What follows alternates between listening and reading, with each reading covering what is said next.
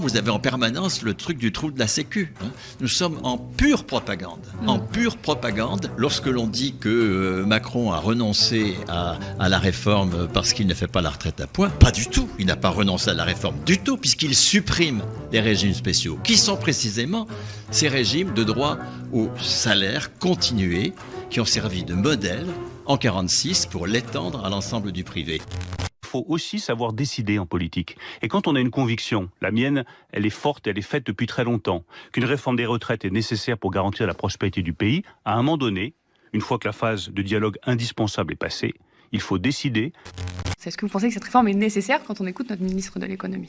Elle est nécessaire pour la classe dirigeante, bien sûr. Notre système de retraite, sur les 340 milliards de pensions qui sont distribuées, vous en avez 250 qui relèvent de la même logique, qui a été impulsée en 1946 à l'initiative des ministres communistes, en particulier Ambroise Croizat, et qui fait de la retraite la continuation d'un salaire de référence. Ce n'est pas du tout la contrepartie de cotisation passée, la retraite absolument pas. Cette logique-là est une logique clairement opposée à la logique capitaliste, parce qu'elle pose les retraités non pas comme d'anciens travailleurs qui ont droit au différé de leur cotisation, ce qui est le cas dans une logique capitaliste, mais elle les pose comme des travailleurs dont le salaire n'est plus lié à leur emploi, mais lié à leur personne. Et on l'a vu d'ailleurs pendant le confinement, les retraités conservent leur salaire, tout comme les fonctionnaires ont conservé leur salaire, parce que le salaire est un attribut de la personne. Et ça, la classe dirigeante ne le supporte pas.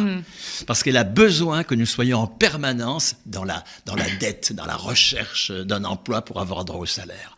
Et donc, ce droit au salaire lié à la personne, c'est un enjeu anthropologique, c'est un enjeu politique majeur. Et lorsque l'on dit que Macron a renoncé à la réforme parce qu'il ne fait pas la retraite à point, pas du tout. Il n'a pas renoncé à la réforme du tout, puisqu'il supprime les régimes spéciaux, qui sont précisément ces régimes de droit au salaire continué, qui ont servi de modèle en 1946 pour l'étendre à l'ensemble du privé. Et donc, dès 1947, donc le patronat riposte par le « j'ai cotisé, j'ai droit ». Au cours des 30 années de la réforme, depuis la première mesure qui est prise par Seguin quand il indexe les pensions du régime général sur les prix et non plus sur les salaires, en 87, jusqu'à aujourd'hui, enfin jusqu'à la bataille de 2019, vous avez une forme d'adhésion progressive des opposants à la réforme à l'idée du « j'ai cotisé, j'ai droit », qui est la réponse patronale en 47 aux initiatives du « j'ai droit au salaire lié à ma personne ». Je voulais dire deux choses, de manière objective, je crois. La première, c'est que toutes les études montrent que nous avons un problème de financement de nos retraites. Et donc, il faut agir sur ce terrain-là. Et on connaît depuis longtemps les différents leviers. C'est la hausse des cotisations, c'est la baisse des pensions, ou c'est une action sur l'âge, à travers diverses modalités. Et en effet, je pense que là, je me suis peut-être un peu avancé, mais c'est le président de la Cour des comptes qui parlait. Il a un peu plus de liberté que le président du Haut Conseil. Je pense en effet que c'est plus social qu'antisocial. Non, mais le déficit, c'est un mensonge permanent depuis que le régime général de sécurité sociale existe. Encore une fois, le régime général de sécurité sociale, il change le statut de la personne en attribuant du salaire à des gens qui n'ont pas d'emploi. Et ça commence avec les allocations familiales qui, en 1946, sont du salaire pour des parents, la retraite qui devient du salaire pour des retraités, le statut de la fonction publique qui est le modèle de ce dispositif, les salariés à statut des entreprises publiques, etc. Toute cette conquête-là énorme a été, mais immédiatement, contestée au nom du déficit dès le débat parlementaire de 49, etc., etc. Et le bouquin de Da Silva, montrez-le parce que c'est un bouquin fondamental, effectivement, la bataille de la Sécu pour une histoire du système de soins, de santé. Le bouquin de Da Silva montre éloquemment que quand on fait les comptes de la protection sociale, mais ils sont excédentaires jusque dans les années 2000.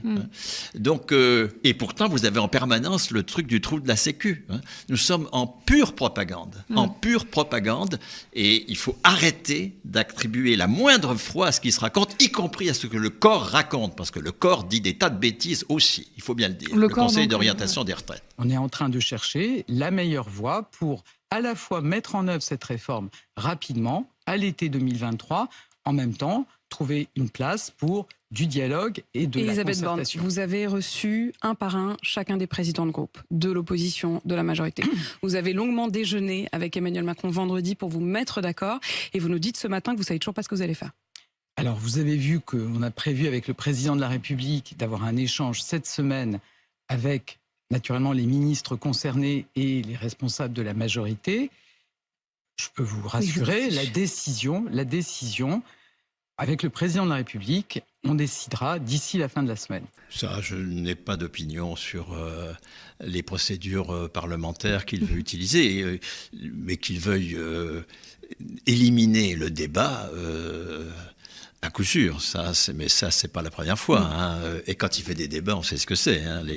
Le grand débat, c'est d'immenses monologues. Donc c'est totalement sans intérêt de toute façon. On doit progressivement décaler l'âge de départ légal, obligatoire, jusqu'à 65 ans, mais à un horizon qui n'est pas demain, qui est au milieu des années 2030, en décalant de 4 mois par an. Ce qui veut dire qu'on faisait d'ici à la fin du quinquennat un peu moins de 2 ans. Donc, quel est le cœur de la philosophie ? Nous devons travailler plus et plus longtemps. De toute façon, 40% des personnes de plus de 62 ans ne sont pas en emploi, et que obliger à reculer l'âge d'entrée en retraite, ça n'est pas augmenter la durée du travail, absolument pas. Où on les mettrait, ces gens qui sont actuellement au chômage, dans la logique capitaliste, qui génèrent le chômage, au contraire. Non, il s'agit de faire l'inverse de ce qui s'est passé au début des années 80. Quand on constate que de toute façon, c'est des chômeurs, transformons-les en retraités, d'accord ? On fait l'inverse, et on crée ainsi une précarité chez les 62-65 ans, qui ne sont de toute façon plus en emploi stable pour 40% d'entre eux, et qui vont être une force de travail totalement malléable pour l'ubérisation, pour toutes ces formes d'emploi, ce paiement à la tâche que le capitalisme impose aux jeunes, dans cette période funeste de l'insertion, où entre 18 et 35 ans on s'insère, comme on dit, c'est-à-dire qu'on n'accède pas au statut de salarié normal. Et là, il s'agit de faire la même chose. Entre 62 et 65 ans, on aura des gens qui ne seront plus dans l'insertion, mais ils seront dans la même logique de refus du statut de salarié. Une phrase assez inattendue venant du chef du Parti communiste, Fabien Roussel, devant des journalistes hier, mais qui a réitéré ses propos ce matin devant notre caméra. Fabien Roussel, dit-il, ne veut plus d'une gauche des allocations et des minima sociaux, et il défend, je cite, la valeur travail. Le travail, en tant que tel, n'a pas de valeur anthropologique, sinon vive l'esclavage. Ce qui a valeur anthropologique, c'est la souveraineté sur le travail. C'est que nous décidions sur ce qui a valeur. Le travail, c'est la partie de l'activité qui est réputée avoir valeur, produire de la valeur économique. C'est à nous de décider. Et pour que nous puissions décider, pour que le travail ait vraiment une valeur anthropologique, parce que c'est nous qui en décidons, il faut que nous soyons titulaires de notre salaire. Or, les allocations de chômage, c'est le début d'une déliaison entre le salaire et l'emploi. On pose comme ayant droit au salaire des gens qui n'ont pas d'emploi. C'est un enjeu décisif, ce point. En permanence, la classe dirigeante veut absolument lier le salaire et le contrat de travail. Et tout ce qui, venant de la gauche, disqualifie toutes ces conquêtes du droit au salaire en dehors du contrat de travail est négatif. Il faut absolument, au contraire, aller plus loin que l'indemnisation actuelle du chômage, poser que nous sommes en permanence titulaires d'un salaire.